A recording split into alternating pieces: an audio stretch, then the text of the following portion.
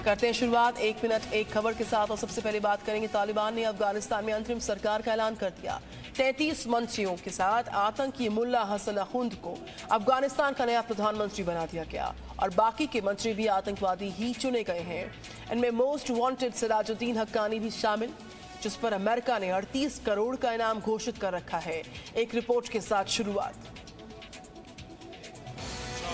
अफगानिस्तान में तालिबान ने अपनी अंतरिम सरकार का ऐलान कर दिया है, जिसके बाद अफगानिस्तान में एक बार फिर से तालिबान की खूंखार सरकार आ गई है। मुल्ला हसन अखुंद को प्रधानमंत्री की जिम्मेदारी दी गई है। इस अंतरिम सरकार में 2 डिप्टी पीएम होंगे। मुल्ला अब्दुल गनी बरादर और मुल्ला अब्दुल सलाम हनाफी को अखुंद का डिप्टी पीएम बनाया गया है। आमिर खान मुत्ताकी इस सरकार का विदेश मंत्री होगा। वहीं मुल्ला याकूब को रक्षा मंत्री बनाया गया है। हक्कानी नेटवर्क का सिराजुद्दीन हक्कानी को गृह मंत्रालय दिया गया है। मुल्ला मोहम्मद हसन अखुंद सरपरस्त रियासत वज़रा, मुल्ला अब्दुल गनी बरादर माविन रियासत वज़रा, मुल्ला सिराजुद्दीन हक्कानी सरपरस्त वज़ारत दाखिला। नई सरकार में प्रधानमंत्री पद की जिम्मेदारी संभालने वाला मुल्ला हसन अखुंद एक अंतर्राष्ट्रीय आतंकवादी है और गृह मंत्रालय की कमान संभालने वाला सिराजुद्दीन हक्कानी भी अंतर्राष्ट्रीय आतंकवादी है, जिस पर अमेरिका ने $50 लाख का इनाम रखा है। तालिबान इस बार महिलाओं के प्रति अपना व्यवहार बदलने का दावा कर रहा है। शरिया कानूनों के तहत महिलाओं को उनका हक दिलवाने का वादा हुआ, लेकिन नई सरकार में तालिबान ने एक भी महिला को शामिल नहीं किया।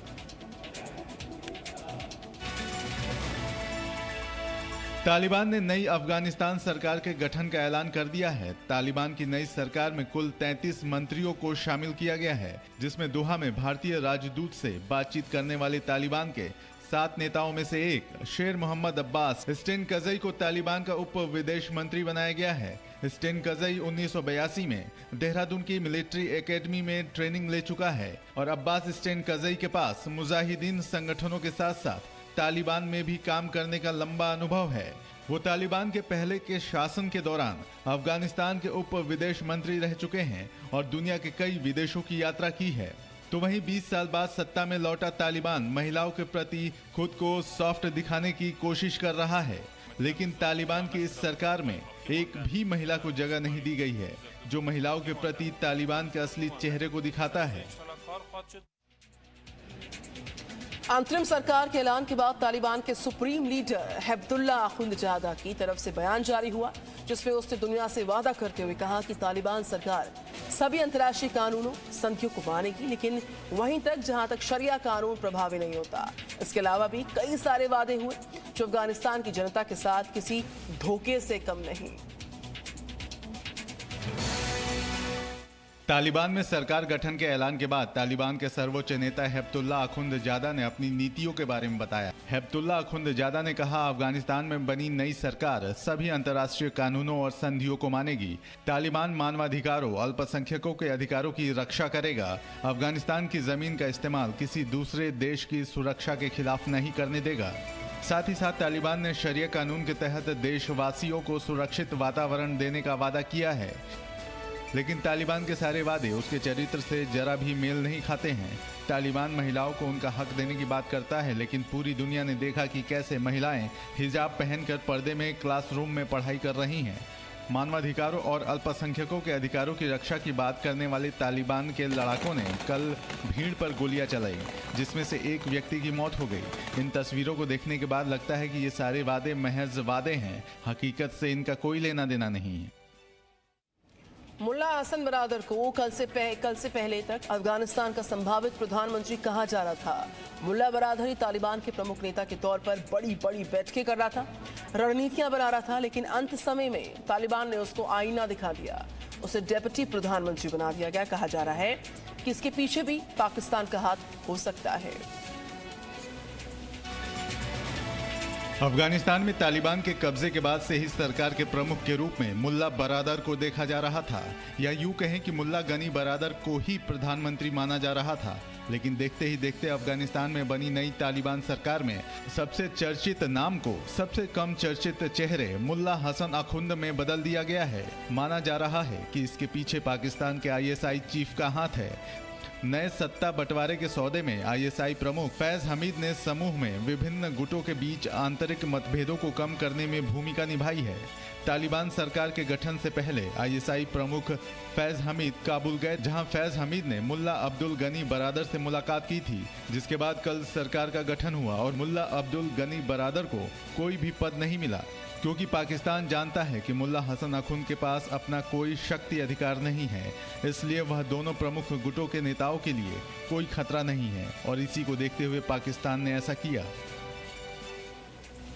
तो वहीं दिल्ली की बात करें, दिल्ली में आज राष्ट्रीय सुरक्षा सलाहकार अजीत डोवल रूस के एनएसए के से अहम मुलाकात करेंगे।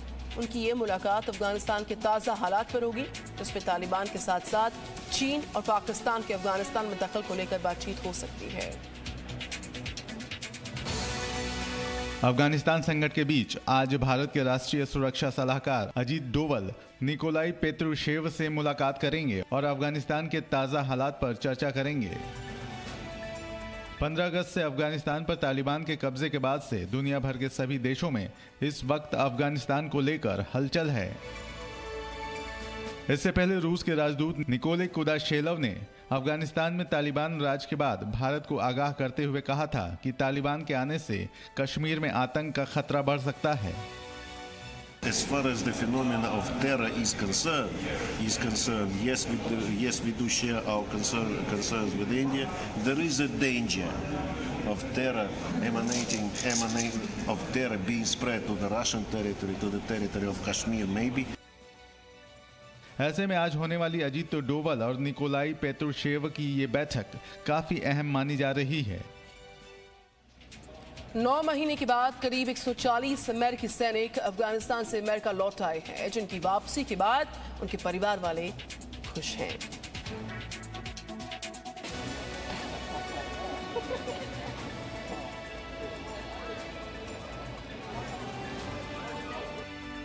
नौ महीने बाद करीब 140 अमेरिकी सैनिक अफगानिस्तान से अमेरिका लौट आए हैं। सैनिकों की वापसी से उनके परिवार वाले बेहद खुश हैं। ये लोग पूरे 9 महीने बाद अपनों को गले लगा रहे हैं। आंखों की चमक देखकर आप इन लोगों की खुशी का अंदाजा लगा सकते हैं। ये अमेरिकी सैनिक पिछले 9 महीने से अफगानिस्तान में तैनात थे। अमेरिकी सेना की इस टुकड़ी को पोलर बेयर्स के नाम से भी जाना जाता है। सोमवार को ये टुकड़ी न्यूयॉर्क के फोर्ट ड्रम आर्मी बेस पहुंची, जहां इनका शानदार स्वागत किया गया। 31 अगस्त को आखिरी अमेरिकी सैनिक की वापसी के साथ अमेरिका ने अफगानिस्तान को पूरी तरह से छोड़ दिया था, जिसके बाद अफगानिस्तान में तैनात सैनिक अब अपने घर लौट रहे हैं। प्रधानमंत्री नरेंद्र मोदी की बात करें, उनकी अध्यक्षता में आज कैबिनेट की एक अहम मीटिंग होने वाली, जिसमें एमएसपी बढ़ाने से लेकर टेलीकॉम सेक्टर्स को राहत पैकेज देने पर विचार हो सकता है। आज मोदी कैबिनेट की अहम बैठक होगी। पीएम मोदी की अध्यक्षता में होने वाली इस बैठक में कई अहम फैसले लिए जा सकते हैं। इस बैठक में किसानों की मांगों को देखते हुए गेहूं समेत कई अन्य फसलों पर एमएसपी बढ़ाने को लेकर फैसला लिया जा सकता है। पीएम नरेंद्र मोदी के आवास पर होने वाली इस अहम बैठक में टेलीकॉम सेक्टर को राहत पैकेज देने पर विचार किया जा सकता है। इस संभावना को देखते हुए कल टेलीकॉम क्षेत्र की कंपनी वोडाफोन आइडिया और भारती एयरटेल के शेयर में उछाल देखने को मिला था। वहीं गंभीर संकट से गुजर रही दूरसंचार कंपनी वोडाफोन आइडिया ने भी उम्मीद जताई है कि सरकार क्षेत्र के सभी संरचनात्मक मुद्दों को हल करने के लिए आवश्यक समर्थन उपलब्ध कराएगी। इसके साथ साथ कैबिनेट की इस मीटिंग में टेक्सटाइल सेक्टर के लिए राहत पैकेज देने के लिए भी फैसला लिया जा सकता है। तो राहुल गांधी कल से जम्मू के दौरे पर जा रहे हैं। वहां वो पार्टियों के साथ मुलाकात करेंगे और फिर मां वैष्णो देवी के दर्शन को भी जाएंगे। आपको बताएं, वहीं उत्तर प्रदेश के सीएम योगी आदित्यनाथ पीएम के कार्यक्रम की तैयारियों का जायजा लेने के लिए आज अलीगढ़ में होंगे। जम्मू कश्मीर में कांग्रेस पार्टी में जान फूंकने के लिए राहुल गांधी कल से जम्मू के दौरे पर जा रहे हैं, जहां वो पार्टी के नेताओं से मुलाकात और जम्मू कश्मीर में पार्टी की आगे की रणनीति को लेकर चर्चा करेंगे। इसके साथ साथ राहुल गांधी माता वैष्णो देवी के दर्शन के लिए भी जाएंगे।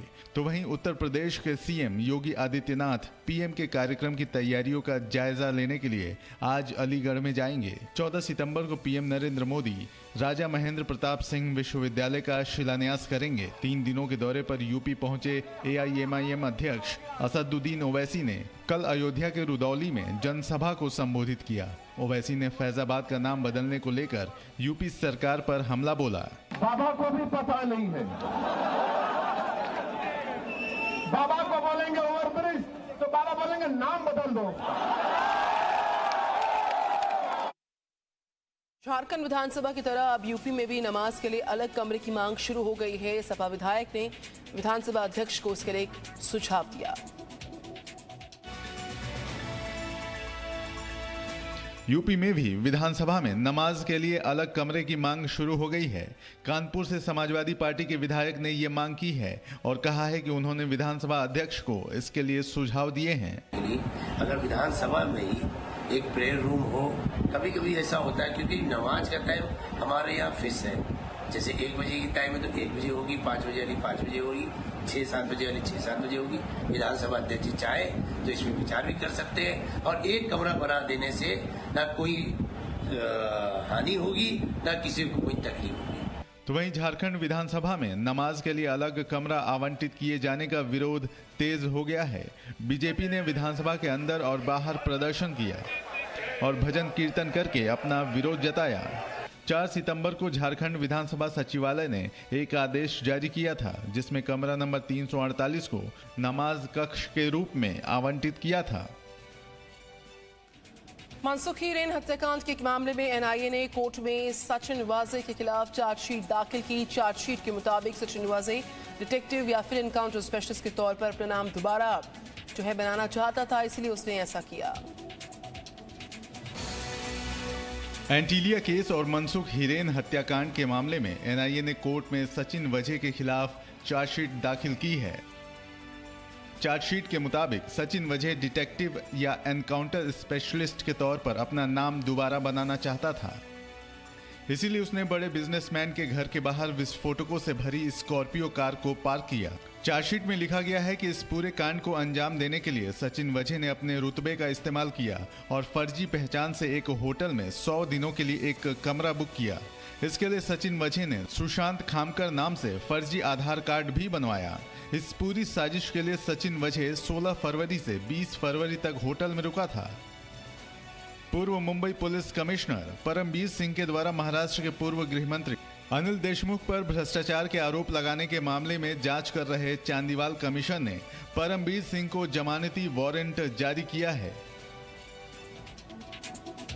सैयद अली शाह गिलानी की मौत के बाद जम्मू कश्मीर में अलगाववादी दलों के गठबंधन ऑल पार्टीज हुर्रियत कॉन्फ्रेंस ने मसरत आलम को नया चेयरमैन बना दिया।